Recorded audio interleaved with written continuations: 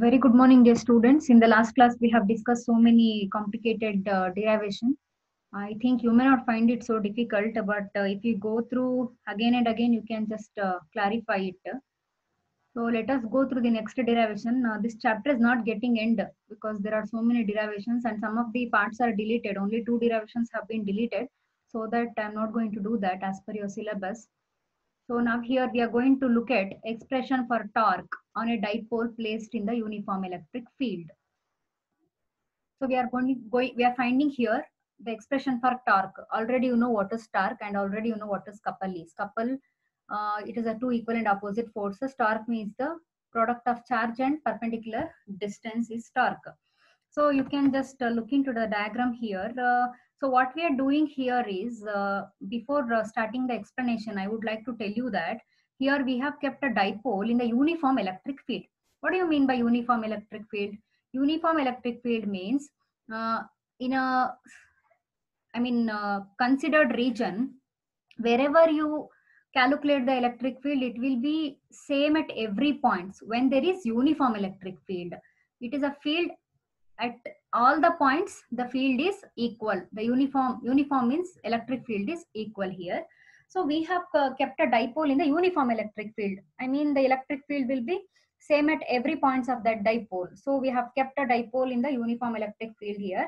So where the negative charge minus q is there on the one side of the dipole, that point is noted as A, and on the another side there is a charge that is plus q, and the point is noted as B here. So distance from A to B has taken as 2A. I told you that the distance between the two charges itself is the dipole moment, that is 2A. This is the dipole moment here, or distance they have taken as 2A. This is the force acting downwards.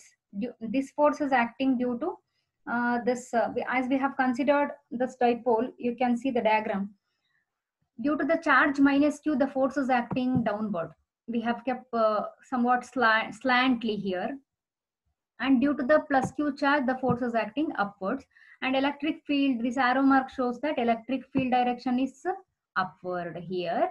So you can see here the extension. Why we have made the extension here, I already told you in the last class, dear students.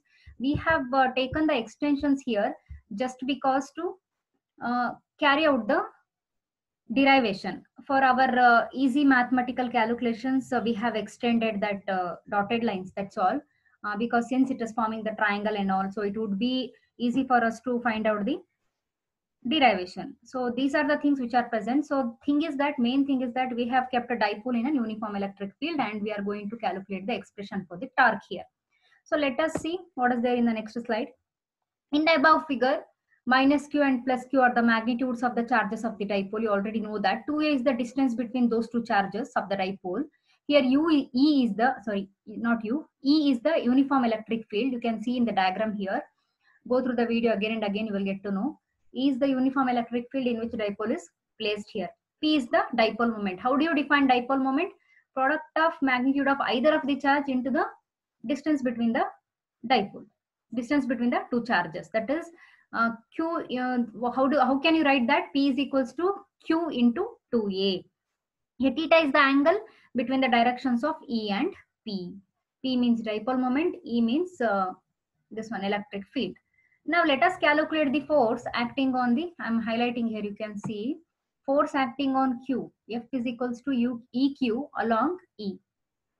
Force acting on Q due to the positive charge. Due to the positive charge, how much force is acting and how much electric field?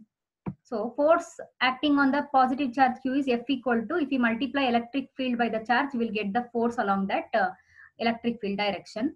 So due to the positive charge, F is equals to EQ, that is along the E direction. Force acting on minus Q, that is due to the negative charge, F is equals to positive. F is equals to EQ. We have taken EQ only. You can ask me, ma'am, we have not taken minus EQ, but we are mentioning that it is opposite to electric field direction. Here, you can see how the dipole is placed. Then only you will understand. You see the diagram. Force acting on Q, F is equals to EQ. E means electric field, Q means the charge here. That is along the electric field direction due to the plus charge. Due to the negative charge, how much force has been acted?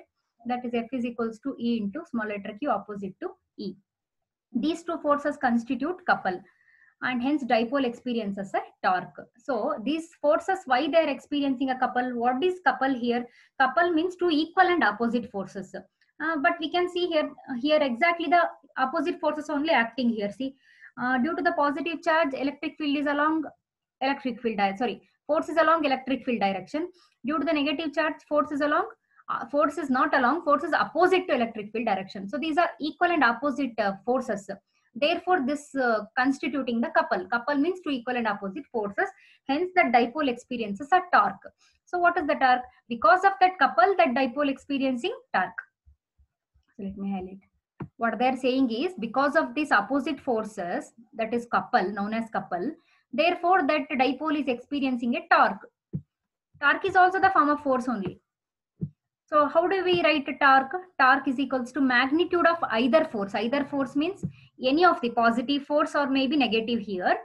Magnitude of either of the force. ಯಾವ್ದಾದ್ರು ಒಂದು ತಗೋಬಹುದು ನಾವು. ಯಾವುದು force acting on plus q ಆಗಿರ್ಬೋದು ಅಥವಾ force acting on minus q ಆಗಿರ್ಬೋದು. ಯಾವ್ದಾದ್ರದ್ದು ಒಂದು ತಗೊಳ್ತೀವಿ. ಇಂಟು ಪರ್ಪೆಂಡಿಕ್ಯುಲರ್ ಡಿಸ್ಟೆನ್ಸ್ ಏನಿದೆ ಅದನ್ನ ನಾವು ಪರ್ಪೆಂಡಿಕ್ಯುಲರ್ ಡಿಸ್ಟೆನ್ಸ್ ಅಂದ್ರೆ ಅದೇನೆ ಎರಡು ಡೈಪೋಲ್ ಮಧ್ಯ ಇದೆಯಲ್ಲ ಆ ಡಿಸ್ಟೆನ್ಸ್. ಸೊ ಅದನ್ನ ನಾವು ತಗೊಳ್ತೀವಿ. ಅದು ನಮಗೆ ಟಾರ್ಕ್ ಕೊಡುತ್ತೆ. ಸೊ ಹಾಗಿದ್ರೆ ಅವ್ರ ಪ್ರಕಾರ ಟಾರ್ಕ್ ನ ನಾವು ಈ ಸಿಂಬಲ್ ಟೌ ಅಂತ ಹೇಳ್ಬಿಟ್ಟು ನಾವು ಇಂಡಿಕೇಟ್ ಮಾಡ್ತೀವಿ ನೋಡಿ ಮಕ್ಕಳೇ.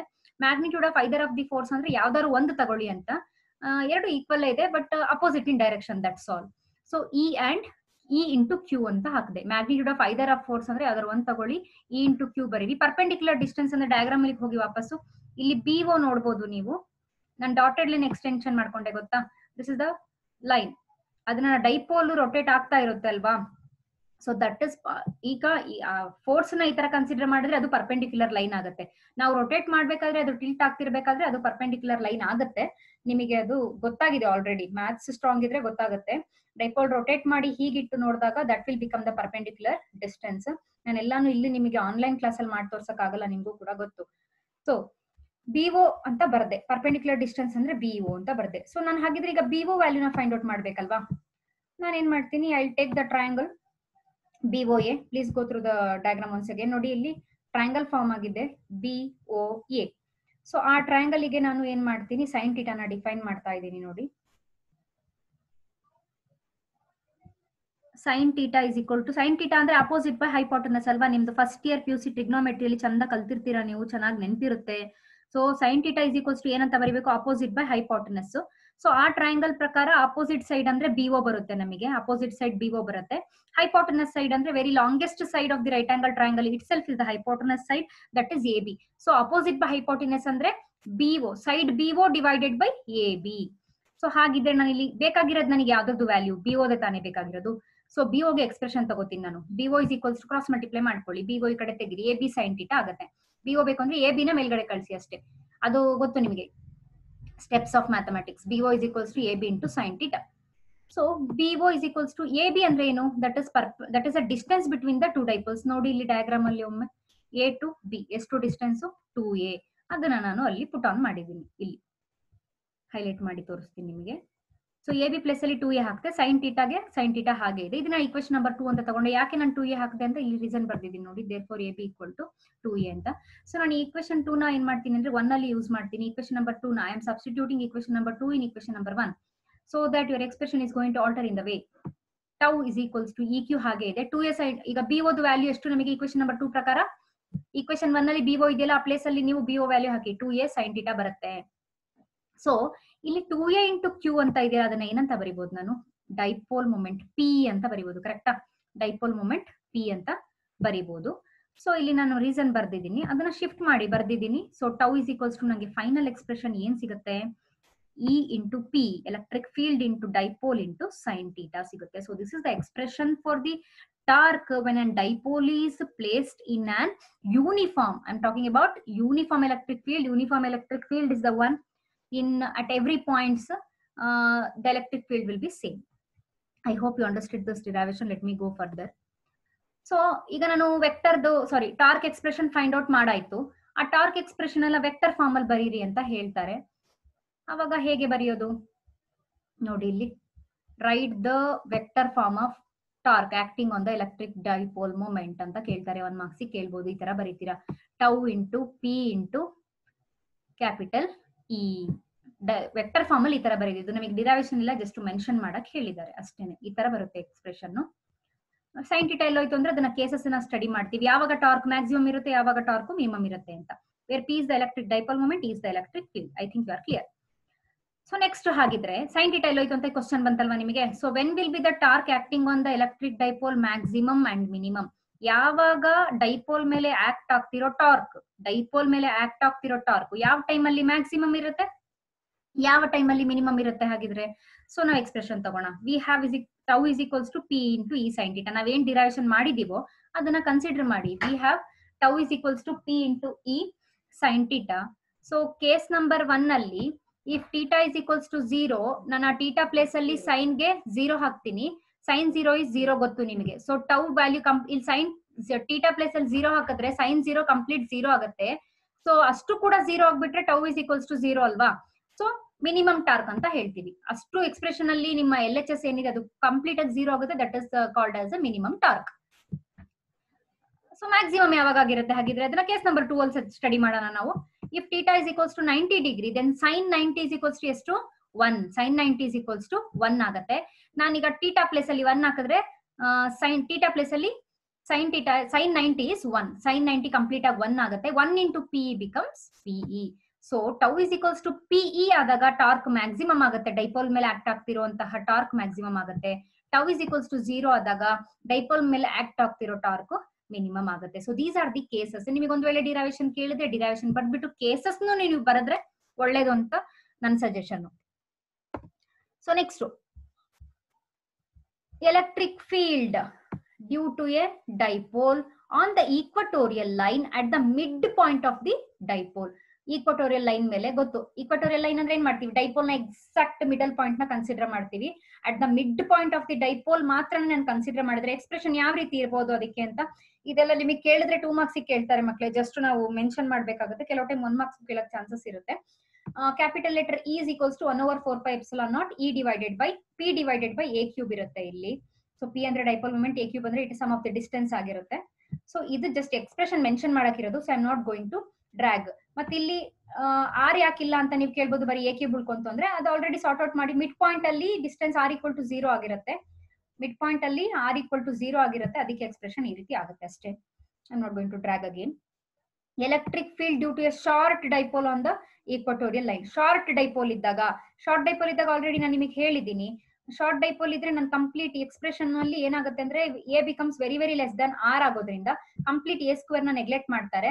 ಅವಾಗ ಎಕ್ಸ್ಪ್ರೆಷನ್ ಈ ರೀತಿ ಬರುತ್ತೆ. ಯಾವ ರೀತಿ, E is equals to 1/4πε0 P by R cube ಬರುತ್ತೆ. A very very less than R ಆದಾಗ ಸೊ ನಾವು ಅಲ್ಲಿ ಪ್ರಾಮುಖ್ಯತೆ ಕೊಡ್ಬೇಕಾಗಿರೋದು R ಗೆ. A ಕಂಪ್ಲೀಟ್ಲಿ ನೆಗ್ಲೆಕ್ಟ್ ಆಗಿ ಹೊರಟೋಗ್ಬಿಡುತ್ತೆ. ಅದಕ್ಕೆ A ಕ್ಯೂಬ್ ಪ್ಲಸ್ ಅಲ್ಲಿ R ಕ್ಯೂಬ್ ಬರುತ್ತೆ. ಅದೇ ಎಕ್ಸ್ಪ್ರೆಷನ್ ಶಾರ್ಟ್ ಡೈಪೋಲ್ ಗೆ ನಾನು ವೆಕ್ಟರ್ ಫಾರ್ಮ್ ಅಲ್ಲಿ ಬರಿಬೇಕು ಅಂತ ಅಂದ್ರೆ ಇಲ್ಲಿ -1/4πε0 P divide by R cube ಅಂತ ಬರಿತೀವಿ. ಬಿಕಾಸ್ ಅದು ಪರ್ಪೆಂಡಿಕ್ಯುಲರ್ ಡೈರೆಕ್ಷನ್ ಆಗಿದ್ದಾಗ, ಅಪೋಸಿಟ್ ಟು ಡೈರೆಕ್ಷನ್ ಆಗಿದ್ದಾಗ ನಾವು ನೆಗೆಟಿವ್ ಸೈಡ್ ನ ಇಂಡಿಕೇಟ್ ಮಾಡ್ತೀವಿ ಅಷ್ಟೇ, ಬೇರೆ ಏನ್ ವಿಶೇಷತೆ ಇಲ್ಲ ಅದರಲ್ಲಿ. ನೆಕ್ಸ್ಟ್ ನಾನು ಎಲೆಕ್ಟ್ರಿಕ್ ಫೀಲ್ಡ್ ಲೈನ್ಸ್ ಬಗ್ಗೆ ಡಿಸ್ಕಸ್ ಮಾಡ್ತೀನಿ ಇವಾಗ. ಎಲೆಕ್ಟ್ರಿಕ್ ಫೀಲ್ಡ್ ಲೈನ್ಸ್ ಅಂದ್ರೆ ಏನು? ಸೊ ನೋಡಿ, electric field lines, these are the imaginary lines or smooth curves along which unit positive charge moves or tends to move. ಇದು ಇಮ್ಯಾಜಿನರಿ ಲೈನ್ಸ್ ಗಳು ಅಂತ ಹೇಳ್ತಿದ್ದಾರೆ, ಅಥವಾ ಸ್ಮೂತ್ ಕರ್ವ್ಸ್ ಆಗಿರ್ಬೋದು. ಇದು ಎಂತಹ ಫೀಲ್ಡ್ ಲೈನ್ಸ್ ಅಂದ್ರೆ ಅದ್ರ ಮೇಲೆ ಒಂದು ಯೂನಿಟ್ ಪಾಸಿಟಿವ್, ಯೂನಿಟ್ ಅಂದ್ರೆ ಎಷ್ಟು 1 ಪಾಸಿಟಿವ್ ಚಾರ್ಜ್ ಮೂವ್ ಆಗುತ್ತೆ, ಅಥವಾ tends to move, it will move or it will tends to move ಅಂತ ಹೇಳ್ತಿದ್ದಾರೆ. These are the imaginary lines. ನಮ್ಮ ಇಮ್ಯಾಜಿನರಿ ಲೈನ್ಸ್ ಇದೆ ಎಲೆಕ್ಟ್ರಿಕ್ ಫೀಲ್ಡ್ ಲೈನ್ಸ್ ಅಥವಾ ಸ್ಮೂತ್ ಕರ್ವ್ಸ್ ಅಂತ ಕರಿಬಹುದು. ಅದ್ರ ಮೇಲೆ ಯಾವ್ದು ಮೂವ್ ಆಗುತ್ತೆ, ಚಾರ್ಜ್ ಮೂವ್ ಆಗುತ್ತೆ, ಯಾವ್ದು ಯೂನಿಟ್ ಪಾಸಿಟಿವ್ ಚಾರ್ಜ್ ಮೂವ್ ಆಗುತ್ತೆ. Electric field lines are the imaginary lines. So ಇಲ್ಲಿ ನಿಮಗೆ ಮತ್ತೆ ಇಲ್ಲಿ ಕ್ವಶನ್ಸ್ ಕೇಳ್ಬೋದು ನೋಡಿ, ಕರೆಕ್ಟ್ ಆಗಿ ಕ್ವಶನ್ ಓದಿ. Sketch and explain electric field lines for A unit for A positive charge. ನಾನು ಎಲೆಕ್ಟ್ರಿಕ್ ಫೀಲ್ಡ್ ಲೈನ್ಸ್ ನ ಡಯಾಗ್ರಾಮ್ ಡ್ರಾ ಮಾಡಬೇಕು ಯಾವಾಗ ಒಂದು ಪಾಸಿಟಿವ್ ಚಾರ್ಜ್ ಇದ್ದಾಗ, ಇನ್ನೊಂದು ನೆಗೆಟಿವ್ ಚಾರ್ಜ್ ಇದ್ದಾಗ, ಅಥವಾ ಇನ್ನೊಂದು pair of 2 equal and opposite charges ಇದ್ದಾಗ. ಅಂದ್ರೆ ಪ್ಲಸ್ ಒಂದು ಮೈನಸ್ ಇರ್ಬೋದು, ಮೈನಸ್ ಅಥವಾ ಪ್ಲಸ್ ಇರ್ಬೋದು. ಒಂದು ನಾನು ಯಾವ್ದಕ್ಕೆ ಡ್ರಾ ಮಾಡಬೇಕು, ಪ್ಲಸ್ ಚಾರ್ಜ್ ಇದ್ದಾಗ, ಇನ್ನೊಂದು ನೆಗೆಟಿವ್ ಚಾರ್ಜ್ ಇದ್ದಾಗ, ಅಥವಾ ಕಾಂಬಿನೇಷನ್ ಇದ್ದಾಗ, ಪ್ಲಸ್ ಅಥವಾ ಮೈನಸ್ ಇದ್ದಾಗ. ಮತ್ತೆ ಇನ್ನೊಂದು ಲಾಸ್ಟ್ ಒಂದು ನೋಡಿ ಏನ್ ಕೊಟ್ಟಿದ್ದಾರೆ, pair of equal positive point charges, ಅಂದ್ರೆ 2 ಪ್ಲಸ್ ಇದ್ದಾಗ ಅಥವಾ 2 ಮೈನಸ್ ಇದ್ದಾಗ. ಸೊ ನೋಡೋಣ, ಇಲ್ಲಿ ಐಸೋಲೇಟೆಡ್ ಬರೀ ಪಾಸಿಟಿವ್ ಚಾರ್ಜಸ್ ಇದ್ದಾಗ ಸೆಂಟರ್ ಪಾಸಿಟಿವ್ ಪಾಯಿಂಟ್ ಇಂದ ಎಲೆಕ್ಟ್ರಿಕ್ ಫೀಲ್ಡ್ ಲೈನ್ಸ್ ಸ್ಟಾರ್ಟ್ ಆಗುತ್ತೆ, ಎಂಡ್ ಸಮ್ವೇರ್ ಅಟ್ ಇನ್ಫಿನಿಟಿ ಅಂತ ಹೇಳ್ಬೋದು. ಎಲ್ಲಿಂದ ಸ್ಟಾರ್ಟ್ ಆಗುತ್ತೆ? ಪಾಸಿಟಿವ್ ಪಾಯಿಂಟ್ ಸೆಂಟರ್ ಇಂದ ಸ್ಟಾರ್ಟ್ ಆಗುತ್ತೆ. ಆರೋ ಮಾರ್ಕ್ಸ್ ನೋಡಬಹುದು, ಆ ಕಡೆ ಪಾಸಿಟಿವ್ ಪಾಯಿಂಟ್ ಇಂದ ಸ್ಟಾರ್ಟ್ ಆಗುತ್ತೆ, ಎಂಡ್ ಪಾಯಿಂಟ್ ಗೊತ್ತಿಲ್ಲ ನಮಗೆ. ಅದೇ ಐಸೋಲೇಟೆಡ್ ನೆಗೆಟಿವ್ ಚಾರ್ಜ್ ಆದ್ರೆ ಬೇರೆ ಎಲ್ಲಿಂದನೋ ಸ್ಟಾರ್ಟ್ ಆಗುತ್ತೆ ಲೈನ್ಸ್ ಬರಕ್ಕೆ, ಬಟ್ ಎಂಡ್ ಆಗೋದಲ್ಲಿ ನೆಗೆಟಿವ್ ಚಾರ್ಜ್ ಮೇಲೆ. ಅರ್ಥ ಆಗ್ತಿದೆ ನಿಮಗೆ? ಪಾಸಿಟಿವ್ ಚಾರ್ಜ್ ಇದ್ದಾಗ ಫೀಲ್ಡ್ ಲೈನ್ಸ್ ಅಲ್ಲಿಂದನೇ ಸ್ಟಾರ್ಟ್ ಆಗುತ್ತೆ, end infinity. So negative charge ಇದ್ದಾಗ ಇನ್ಫಿನಿಟಿಯಿಂದ ಫೀಲ್ಡ್ ಲೈನ್ಸ್ ಬರುತ್ತೆ, ಬಟ್ ಎಂಡ್ ಆಗೋದೆಲ್ಲಿಗೆ? ನೆಗೆಟಿವ್ ಚಾರ್ಜ್ಗೆ. ನೆಕ್ಸ್ಟ್ ಅದೇ pair of equal and opposite ಅಂತ ಅಂದಾಗ ಒಂದು ಪ್ಲಸ್ ಮೈನಸ್ ಇರ್ಬೇಕಾದ್ರೆ ಈ ತರ ಡಯಾಗ್ರಾಮ್ ಬರುತ್ತೆ ನಮಗೆ. ಸೊ ನಮಗೆ ಓವಲ್ ಶೇಪ್ಡ್ ಲೈನ್ಸ್ ಬರುತ್ತೆ, ನೋಡ್ಕೊಳ್ಳಿ, ಈ ತರ ಡಯಾಗ್ರಾಮ್ ಇರುತ್ತೆ. ಈ ಅಂದ್ರೆ ಇಲ್ಲಿ ಎಲೆಕ್ಟ್ರಿಕ್ ಫೀಲ್ಡ್. ಓಕೆನಾ? ನೆಕ್ಸ್ಟ್ ಅದೇ ನನಗೆ ಪೇರ್ ಆಫ್ ಎರಡು ಕೂಡ ಈಕ್ವಲ್ ಪಾಸಿಟಿವ್ ಚಾರ್ಜಸ್ ಇದ್ದಾಗ ಈ ತರ ಬರುತ್ತೆ ಲೈನ್ಸ್. ಇದ್ಯಾಕೆ ಸ್ವಲ್ಪ ಬಲ್ಜ್ಡ್ ಆಗಿದೆ ಮ್ಯಾಮ್ ಅಂತ ನೀವು ಕೇಳ್ಬೋದು. ಯಾಕೆ ಅಂತಂದ್ರೆ like charges repel each other, unlike charges attract each other. Like charges ಆಗಿರೋದ್ರಿಂದ ದೂರ ಹೋಗಕ್ ಟ್ರೈ ಮಾಡ್ತಾ ಇದಾವೆ. ಸೊ ಅದಕ್ಕೆ ಅದು ಆತರ ನೇಚರ್ ಡಯಾಗ್ರಾಮ್ ಆಗಿದೆ. ಸೊ ನಾವಿಲ್ಲಿ ಐಸೋಲೇಟೆಡ್ ಪಾಸಿಟಿವ್ ಚಾರ್ಜ್ಗೆ ಡಯಾಗ್ರಾಮ್ ಬರ್ದಿದೀವಿ. ಕೇಳ್ತಾರೆ ನಿಮ್ಗೆ sketch and explain the electric field lines for a positive charge ಅಥವಾ negative charge or pair of equal and opposite charge ಅಥವಾ pair of equal charges ಕೇಳ್ತಾರೆ. So this is how you have to sketch and explain. So properties of electric field lines anta ide. So I think I will go through this in the next class. Let me explain you this in detail. If you have any kind of doubts, you can ask me. You can contact me in every class. I am telling you, no one is interested here. No student is asking me the doubts and nobody is contacting me. So that is very disappointing thing here. You should yourself clarify the doubt. I can understand just by hearing online, there are so many doubts for you. And some of the students who can easily understand, they are understanding very well. But some of the students, they are just logging in the class, but who knows that they are listening or not. So it may disappoint the lecture because the lecturers are struggling hard for you students. So you have to just take care of it and you have to clarify your doubts and do well in your exams. So let me end this session to here. Thank you.